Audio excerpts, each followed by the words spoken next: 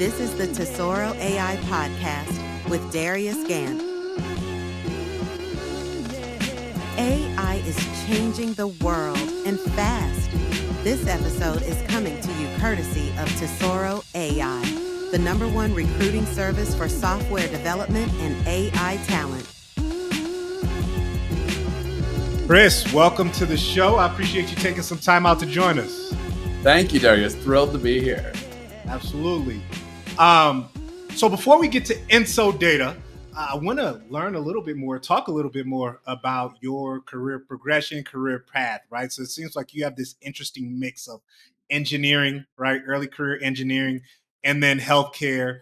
And then we're able to kind of find that beautiful nexus when you got to Enso Data. But if you could just give us some background into kind of your career path, why AI, before we get into the company itself. Yeah, I would be happy to start there, Darius. Enso Data, like some startups, we started it right out of the university. So I met my co-founders back at the University of Wisconsin-Madison. We were all in the biomedical engineering program, and just kind of got the startup bug. Way back in 2011, almost, we started thinking about wearables for monitoring patients with cardiac disease outside of the hospital. Those were at that time wearables on your ear.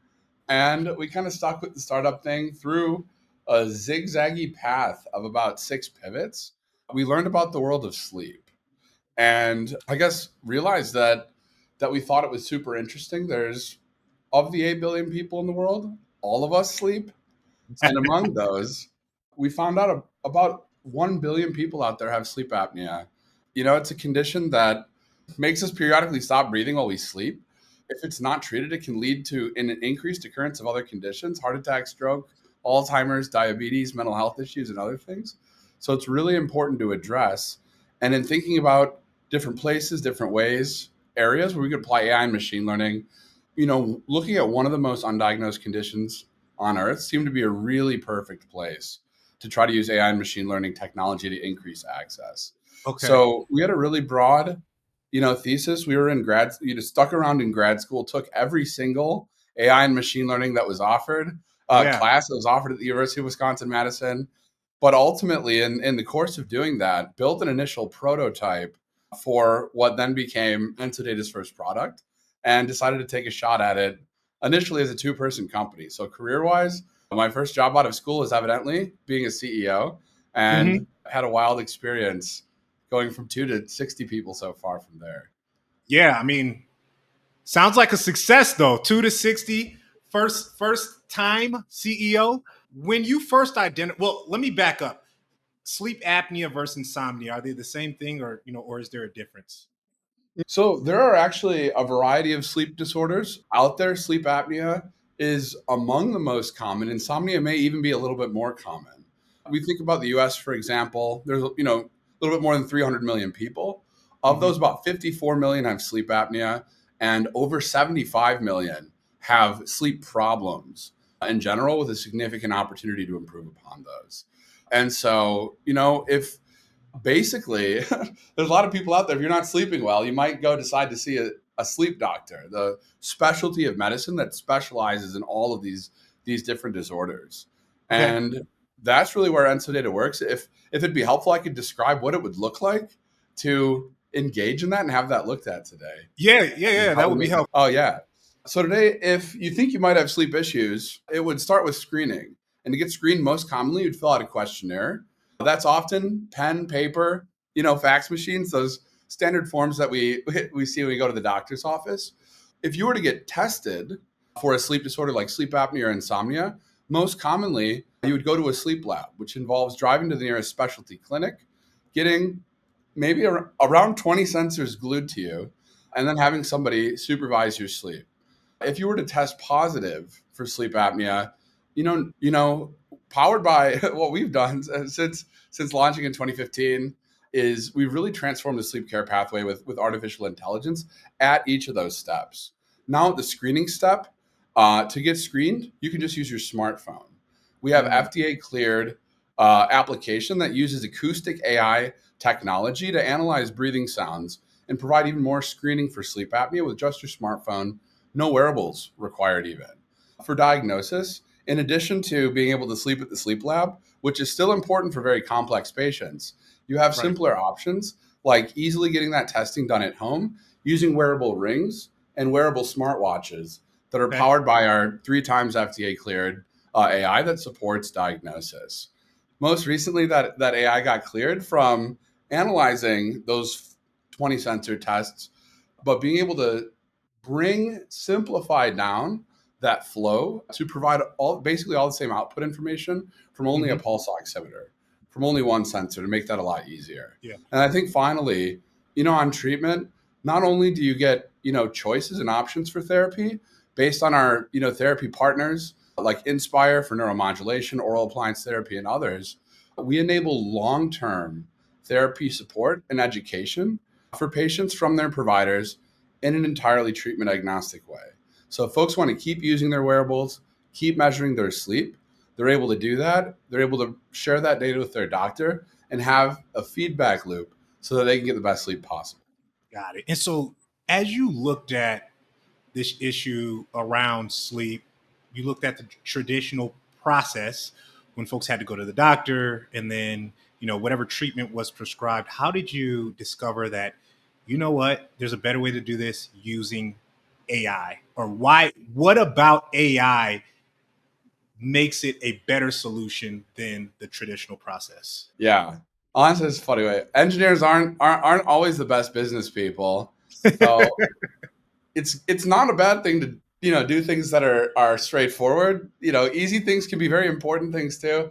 We looked at a sleep study. We realized it was a very complex data interpretation problem, and for that reason, when we started in 2015, 85% of the 6 to 7 million sleep studies that were done every year were reviewed manually in a Mm, data review, annotation, and interpretation process that took 1 hour, 2 hours in some cases for every patient that was coming through. And we think about why there was a lot of data being recorded, 6 different brain channels so you can see brain waves to look at depth of sleep, 3 different ECG electrocardiogram channels to look at heart rhythms, 2 nasal cannula to look at your airflow, respiratory effort sensors, pulse oximeters, and more. These were annotated for dozens of different types of events that are mm, important to know about and all add up together to allow for a very personalized and very precise, evaluation and diagnosis for things like sleep apnea. We started by automating those complex tests. So our mm. first FDA clearance in 2017 was all about saving clinicians time, through AI automation of that data interpretation, helping, working with them to repurpose and reallocate time to be able to see more patients and ultimately try to reach further and have a bigger impact within their communities. In 2021, we got our second clearance during COVID, which further extended our capabilities for home sleep testing Hmm. and measuring sleep without any brain sensors. But I think the most exciting was earlier this year, where we got an FDA clearance to be able to provide that full suite of diagnostic information now from just a single pulse oximeter, single channel PPG signal. And so it was a long road, but starting maybe from the hard end instead of at the easy end, we were able to build an amazing and very, very large database that was even more comprehensive than these tests that we've ultimately enabled the Hmm. diagnosis on, and provided us with basically the perfect training and testing data set to Right. translate these more complex capabilities down to a simpler form factor and user experience. And it was the ultimate output, in the traditional process when you had the doctors studying all of this data. I guess they were making a recommendation for the next step in the treatment. Is that what the AI also does? Is it then going that next step and it's analyzing the data, but also making a recommendation for what the patient should do next?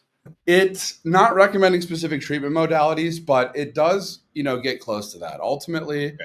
our tool set puts the doctors in full control. We Hmm. provide really powerful and maybe the most comprehensive, the greatest depth, breadth, and accuracy of data that you can generate out of one of these home sleep tests. Present that to them, and then try to equip them with, the best information to be able to personalize a treatment recommendation. There may be multiple options that are Okay. likely to work particularly well for an individual patient. And I think the patient's preferences play a huge role in that too. If they don't want to use the therapy, it's going to be harder to get the long-term outcomes, and use from that. So I think all of those things are important, and having that, physician be able to work with the patient to understand those factors is something Hmm. to set up for the best long-term success. We are able to generate really interesting information, things like fancy word endophenotypes, but information that can help to guide the clinicians in cases where a certain type of treatment might work particularly well. Say Right. CPAP or oral appliance therapy might be an especially good option to consider with that patient, among others. If you're a hiring manager and you appreciate the unique skill sets required to build AI solutions, then I would highly suggest you get your hands on our AI talent salary guide. As you know, one of the greatest challenges in building AI products is acquiring the right team. Over 100 plus pages, we dive deep into our global AI talent acquisition strategies. And with our networks in Latin America, we also provide you with actionable advice on how you can scale up your AI team cost efficiently. Once you explore our AI talent acquisition strategies, you'll never look at hiring the same way again. Links are in the description. Yeah, and so is the way we should think about the AI element of this is kind of like, I'm gonna try to simplify this as much as possible, but you could feed Chat GPT and LLM a ton of books, right? And maybe we want, all right, I need you to spit out some information that tells me, basically categorize these books. Tell me what class, or classify all of the books that I've given you. I don't need you to tell me what book I should read, but I need you to classify these books. Is that kind of getting at what you all are doing with all of this data? Is you're just helping the doctor to ingest, and then the doctor come up ultimately with the treatment plan? Exactly. Yeah, exactly. And I think that, I gotta add a little bit to that analogy too. I think that when I think of this comparatively to large language models, I refer to our deep learning approach as large waveform models, LWMs, in that, I mean, I really like NLP, but when you think about really some domain specific, applications, say it's a medical application, you can reduce your text, your knowledge set down to only peer reviewed publications. But Mm-hmm. we know that even reproducibility in peer-reviewed clinical publications is challenging. Is as low as 50% of published experimental data is not necessarily reproducible. If Right. we So you can do really fancy techniques for an AI, policy-based learning to try to filter through and identify high quality information. Mm-hmm. But I think just that reproducibility piece reminds us that even that approach can be challenging or not as straightforward as one would hope. So the interesting thing about waveforms, right? We're looking at physiologic data. We're looking at brain waves, heart rhythms, breathing patterns. That's maybe less. I mean, it's not susceptible to the same quality, random crap. I don't know, not random crap. Stuff that comes onto the internet. If you're having to use the whole corpus of human knowledge, the whole internet as the input data. Right. So it's seen just more than 2.5 million patients in the database, just an incredible variety in human physiology, an incredible span of that disease spectrum from very, very healthy sleep to more sleep apnea than you can imagine, and Mm-hmm. allows the algorithms to just, go in and provide a really fine, granular, and accurate analysis to tee that up to the clinicians who would otherwise, and many are still otherwise doing all of that analysis sort of manually by hand. And I guess, who is the user? I mean, you mentioned clinicians. Are they the ones using Enso data? Yes. Doctors and clinicians use our AI software to screen, diagnose, treat, and then actively monitor sleep apnea and sleep problems. Got it. Got it. And I don't know if it's possible. Maybe this is exponential ROI, but I'm curious if there's some measurement that you've used to say, hey, look, when you were doing this manually, it took X amount of time. With Enso data, we've condensed that into Y. Mm-hmm. Or Yeah, it could be yeah. cost. I'm just curious around ROI, right? Where doctors, clinicians get excited and say, hey, we need to go with this. Mm-hmm. Yeah. I think about the return on investment from two angles. But I think one thing that can punctuate this is we started with a free trial model. In 2015, we were talking about machine learning and AI for sleep diagnostics. It was really early.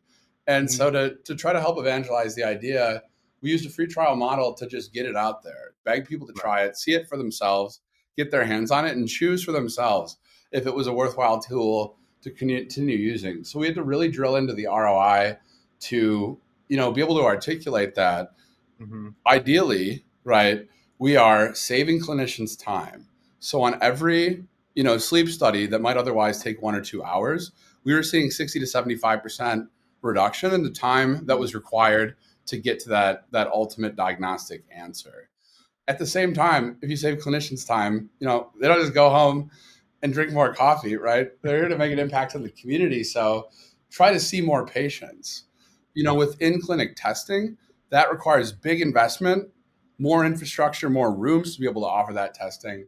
But with the advent of home testing, it doesn't. You could just see more patients Right. and, and be able to achieve that.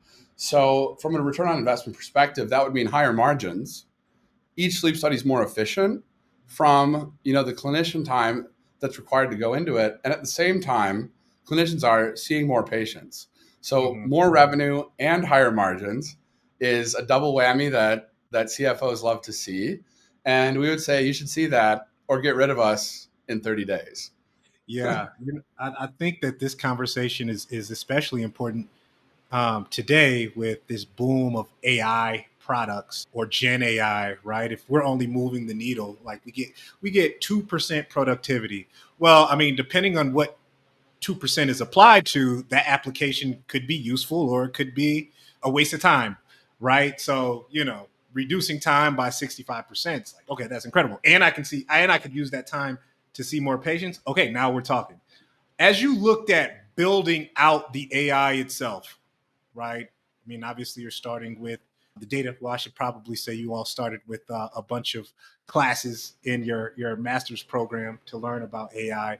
Any things that you look back and say, wow, we really screwed that up,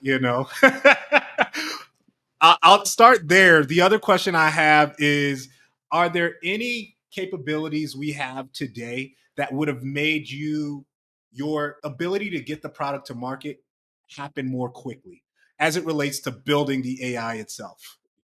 It's a very, very interesting question. On building the AI, I mean, we used to say we knew 3,000 ways that didn't work. It Mm-hmm. was a really, really iterative process. Over the last decade, the state of the art's been changing over every 6 months. And just to keep up with implementing and trying and coming up with your own new things Mm-hmm. is a hurricane, is a hurricane of a process. I think that the other thing is the sensitivity of healthcare data.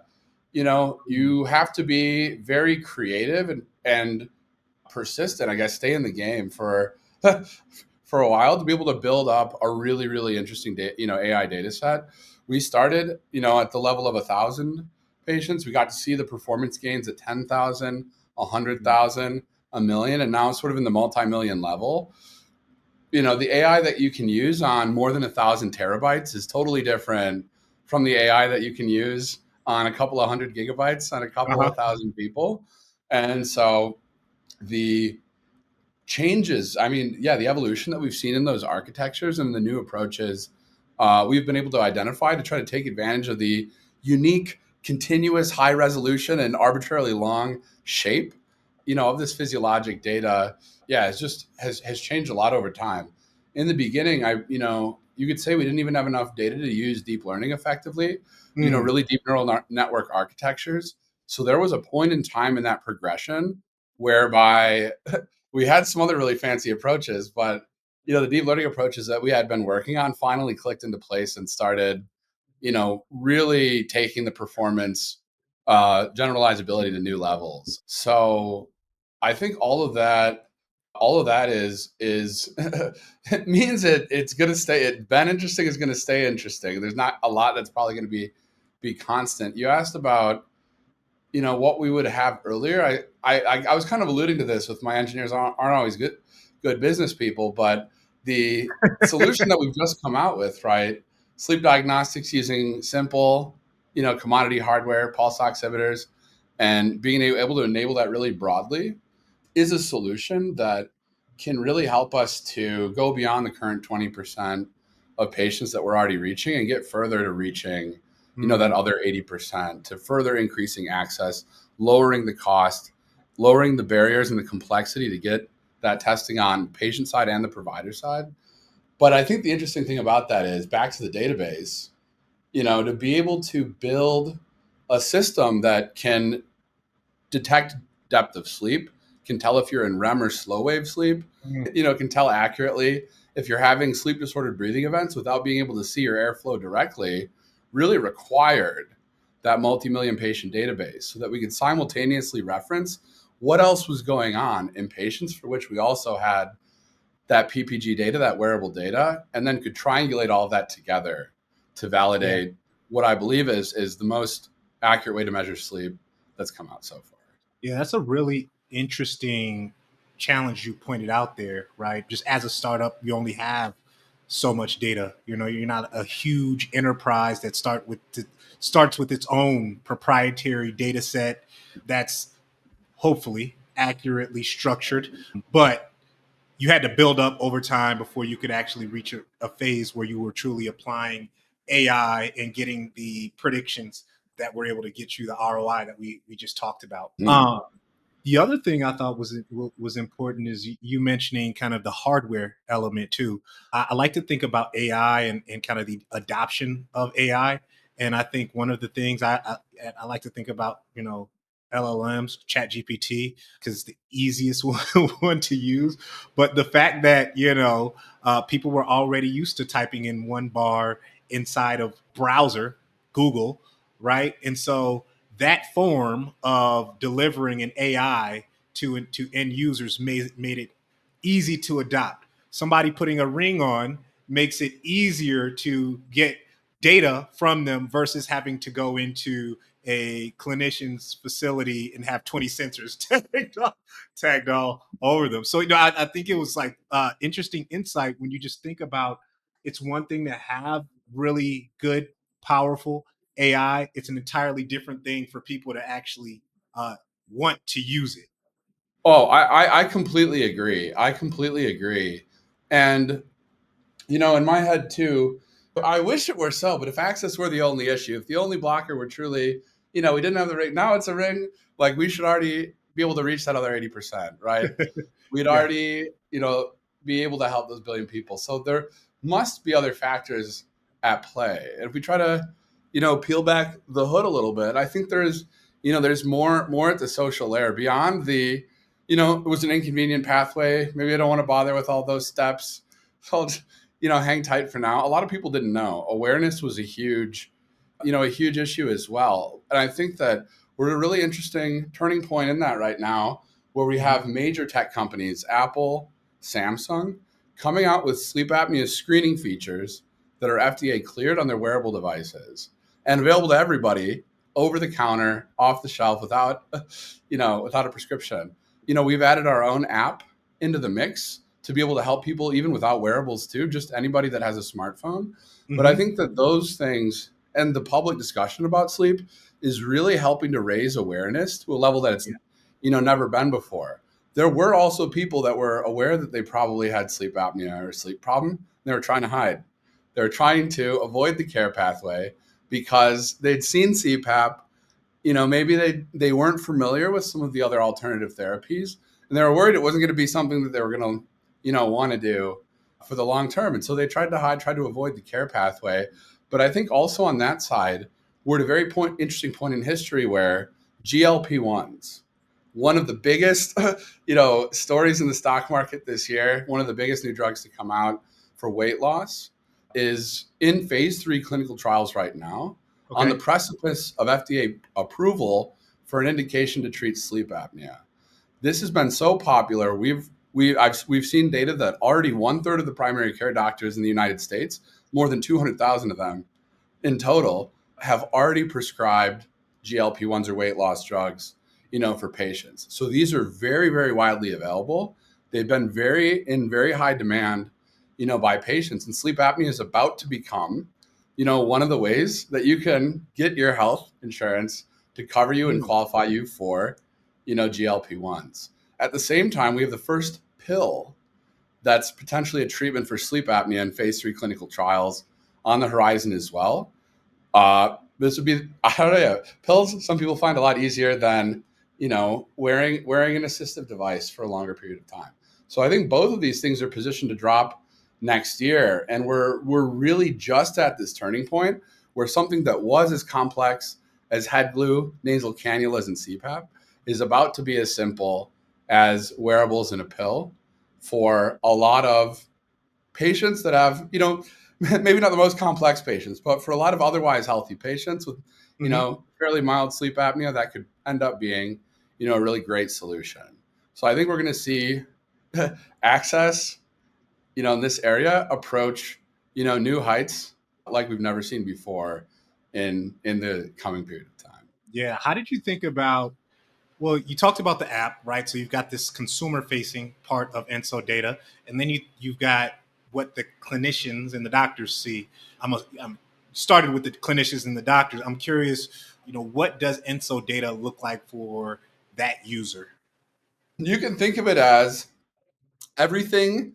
It's the panel of glass for everything that's in between writing a prescription for a test. Hey, I want to order this person a test, and then getting the final results back into the electronic health record. So what that looks like is there's a place where they can go.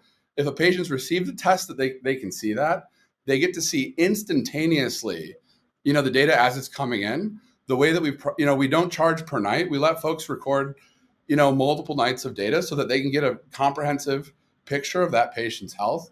They're able to review all of the physiologic data itself, see AI analysis overlaid on top of it, where we've annotated different events, REM, slow wave sleep, sleep disordered breathing events, cardiac events, and others, and then ultimately generate global summary statistics on the patient. Here's on average how much this patient how many times this person stops breathing per hour. That ultimately translates into a sleep apnea severity and a sleep apnea diagnosis. Mm-hmm. And they can just push a button, send the results back into the electronic health record. Based on the wearables approach, as I mentioned with treatment monitoring, they're now also able to offer the option to the patient, hey, if you want to continue to use your device, we can track your therapy, make sure it's working super well for you. And if we see anything change, we'll be able to follow up quickly and share some advice. So I think that more longitudinal, relationship with the patients, something that's only recently, become possible. When we're talking lots of disposable sensors, expensive hardware, it just wasn't feasible to do it at that scale. But now it's practically speaking something that they can offer to everybody. Yeah.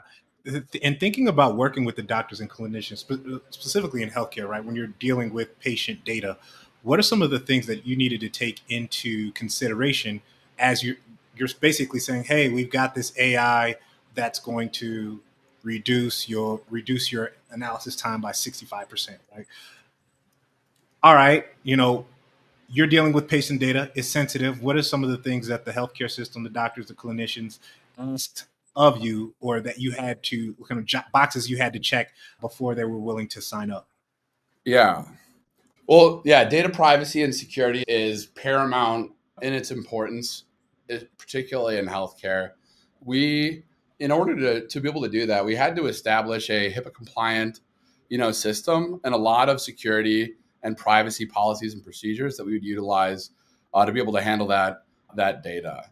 That's something that we extensively have, tested and continue to upgrade throughout our subsequent FDA clearances as well. That was another, part of it, in addition to things like high trust certification and SOC 2 auditing for cybersecurity. In terms of the way that we store it, we do store the data in a de-identified state so that, we can readily use the physiologic waveforms for the large, waveform models that we talked about, but sort of isolate all of the, sensitive and personally identifiable health information, to only the absolute, necessary and required kinds of users. But ultimately, I think the interesting thing about it is twofold, right? One is AI. There's like a direct feedback loop between the data and then the customer benefit. If the data is able to be collected, we're able to see if or what the clinicians changed in the analysis. Mhm. They're participating in the feedback loop by which we can constantly and continuously, make updates and upgrades to that infrastructure and push, the boundaries on that reliability and that performance. I think the other thing too is you asked about the workflow perspective, most of the other software is not cloud enabled. So even if you got a home sleep test, the common workflow is maybe you drive your suitcase back from Santa Monica to Los Angeles, you bring it there, they plug it into the computer, and they find out after all of that not enough data was collected for the test, and they have to do it again. With that instantaneous feedback loop back to the provider through the cloud, they're able to avoid that altogether. They know when enough data is collected, and the devices, again, are low cost enough that they can either say, keep it, they can send it back, but there's less concern at the Yeah. get-go. And then when you were building out your data set, training your models, did it require some level of industry specialization to work with the data? It did. It did. It absolutely did. And yeah, I think that even though we were founded by engineers, but at this point we have, I think in total, more than 100 years of frontline clinician experience in the sleep medicine specialty on our team. Folks Okay. on our customer success team helping with onboarding and implementation, customer education. Our chief medical officer, Nate, the former president of the American Academy of Sleep Medicine, I think together have been able to really upskill and help to our team achieve a much greater depth of specialization with all of the intricacies, of sleep science and clinical sleep medicine. In the early days, our customers were that. Okay. were Yeah, I was definitely- curious how you got to that, right? Because, if I'm specializing in data science and I've got and we've got our data annotators going through labeling data, but the data scientists also have some input into how everything's structured, right? I need to understand, well, I got these patient records, I've got these charts, right? But like I have no clue what this terminology is. So how am I going to accurately label the data? So yeah, so it sounds like, and you can elaborate on it, but in the early days, you had to bring in actual clinicians to help. Hey, look, tell us what this is so we can get this labeled so we can train these models. Well, yeah. Well, actually, the thing we needed the help of the most is the evangelism and the change management. It's interesting, right? Sort of the AI and machine learning approach abstracts away some of that specific expertise. I think if we were taking a non-AI approach, we'd probably be dead on arrival if we had to ourselves come up with the precise physiologic conditions and factors, under which we would classify it this way or that way. We weren't qualified. We didn't have that knowledge, but in taking sort of the AI and the machine learning approach, we got that question from a lot of the users, especially, right? Fairly, I went to med school and then did all this extra training. You guys are data scientists. Like, who the hell are you to come in and, claim to be able to do this? But ultimately, we're really good at applying machine learning algorithms, taking retrospective data sets, trying to formulate them into a way that they can be prospectively run, right, and automated. And ultimately, we were trying to provide through the AI, a really refined way of feeding back to those clinicians, the benefit of all of the prior work that they themselves had done. And so I think that, that AI piece was something that helped us with our own detailed expertise to be able to get going faster than we otherwise would have. For you guys, was there, and thinking about like the technical side, the AI team, was there a difference in who would be a best fit? Someone who was more research focused on the ML side, or someone who was more had more experience on the production side? It's a great question. We realized through experience that those are divergent skill sets. Now we have multiple roles of both of those specialized flavors. One we would think of, it's more of a deep learning engineer experimenting specifically with different architectures, modifying, training, changing the input and the output data sets, basically trying to level up the generalizability, the lower bound on performance, and all the other characteristics, launch new outputs and capabilities.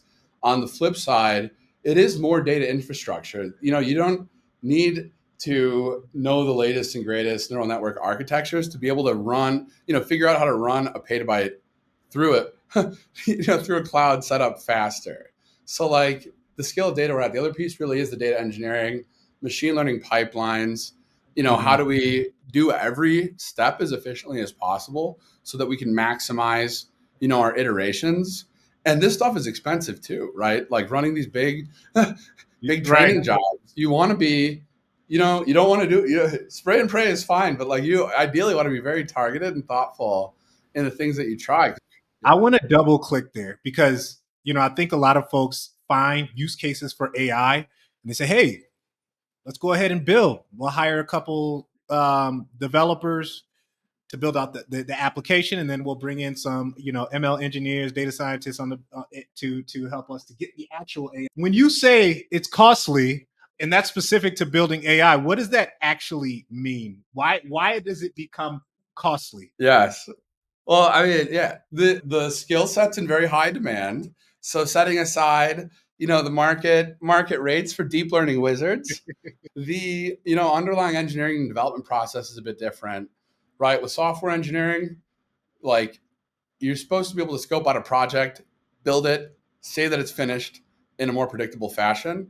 AI projects are evaluated, their success is statistical, right? There's a performance evaluation at the end. It's much more trial and error and experimental. At the beginning of a dev cycle, you're not guaranteed to have something working that you can release. Like it simply may not work. And especially if you've tried a lot of things, eking out those additional big performance gains can be very difficult. I thought you were going to go towards like just the cost of even training. Oh A model. yeah. And yeah, and similar to so the development is less predictable. It's less certain if you're going to be able to release anything that you can get value back from, and the cost of attempting that entire sequence of events that's not guaranteed to result in anything is, will be thousands or at least tens of thousands of dollars to be able to do significant multi-terabyte, distributed parallelized AI, training and optimization procedures. So yeah, high risk, high return. Yeah, yeah. If what comes out works in the end. And you mentioned, the outcome is not deterministic like software development, but it's probabilistic. How do you determine, and I'm just going to throw numbers out there, whether it's worth moving from 90% accuracy to 92% accuracy? Or did you all have that kind of, did you encounter that scenario? Hey, we could push this a little bit further, but is the gain going to deliver a return? Is it going to matter to the clinician? At 2.5 million patients in the database, we have not yet seen a diminishing return on investment or trend, improvement trajectory as of now. So the jury stands on how much data is too much data, but we're not there yet, certainly. That's fair. I mean, and that's fair too. If you're still seeing gains. Oh, what I was going to say is, though, this is actually a nice point. We did see there was a clear point in time where it became more difficult. You get your overall accuracy number so high that looking at pushing the total number up can be very difficult when you inspect the data and the performance at a more granular level. Like you actually look at the individual subjects. We realize in the best case, like it's really, really good. It's like hard to imagine, and there's ways to make it better, but it's hard, it's like getting very, very, very specific. It's more so like how bad when it's off, how off can it be? And are there any patterns, to that influence, being off? And can we improve sort of in that tier of cases where we're the most off, can sort of become the most effective way to make the overall number, go up rather than by trying to be like, quote unquote, incrementally more perfect on the cases where you're already, doing really well. Okay. Okay. Yeah, that makes a lot of sense. So when we're off, we're trying to get to a point where we're more directionally correct. Interesting. I'm going to switch gears here. I'm curious about kind of fundraising journey, just being in an AI startup. I think, in 2023, probably 2024 as well, most of the fundraising market was bad. But AI was kind of the one place where folks could get funding. I'm curious, you've been around for several years now. What have you seen over your time running a startup based in AI native, being AI native? Yeah, a lot of things. Yeah, we've raised a little bit more than $30 million to date across seed and Series A rounds of funding. Before that, we did 3 different accelerators. I think that the 2015 to 2021 stretch was a giant arrow upwards on virtually all conceivable venture capital and private equity funding markets with respect to the private capital markets. Our fundraising sequence was $500,000 and then $1.5 million and then 10 million and then 20 million. So it was a lot of progress, more money, more progress, more money, that kind of thing. I think the biggest sentiment shift probably occurred in the fundraising landscape, shifting from 2021 to 2022, Okay. where it was really aggressive, towards the tail end of 2021, more of a burn at all costs, grow at all costs. Well, grow at all costs, which means burn, Right. to do it very aggressively, was felt like it really was the prevailing mentality. And it felt like there was a sentiment shift that caught some people off guard. A lot of startups adapted and reacted quickly, but a lot of startups also had structural circumstances that made that more difficult. The shift in mentality was growth is still number one, but we want to see responsible growth, unit economics that work, companies that could be profitable if they absolutely needed to. Mhm. And hey, if you can grow 2 or 3x year over year and be profitable, maybe the old world would have said poo poo on that. You could be growing faster. The new world is like, that's pretty nice. Right. So I think that it was a shift towards more sustainable, more grounded, economics. I think there was a valuation multiples compression Mhm. that, was associated with that. A lot of people said, let's do that plan then if it's going to be a difficult fundraising environment. And for those that were able to weather the storm, improve the business, unit economics and business models, we're teeing up for another very exciting business cycle, I believe, right now with where Yeah. we are at in the macro picture heading into 2025. So, for those that are managing it and turning it around, I think the window will be open again for fundraising in the near future, and I'm looking forward to a lot. What I hope is a lot of exciting activity and volume in that area. Yeah, yeah. No, glad you were able to weather the storm. I know the last couple of years have been crazy. I know we're coming up on time here as well, but I did want to leave some time for you. Anything we should keep an eye out for from Enso Data, or anything that we haven't talked about yet that you want to call out? Yeah. Mm-hmm. Yeah. Overall, I think it's a really exciting point in time we're at. This Mhm. confluence of factors: sleep apnea, screening wearables, the first medication format treatments for sleep apnea to come out, just general awareness around, hey, this stuff is important. Shifting from bragging about not sleeping to like now everybody's got fancy like it's cool to have fancy mattresses and do this really well. So I guess I encourage people to try to sleep well. I don't sleep well enough. And, I think having a healthcare impact is really exciting. And so at Enso Data, we've so far helped, more than 1.8 million people in the United States get, faster, more convenient diagnosis. We're currently Mhm. helping more than 240,000 patients, to get monitored on their treatment and have that feedback loop to stay connected with their clinicians. We've garnered 4 FDA clearances in total, which is pretty cool. Very unique for AI and machine learning software, certainly in the area of sleep. And today I believe we're helping about 1 in 10 patients in total that are receiving sleep care in the U.S. But I maintain this is just the beginning.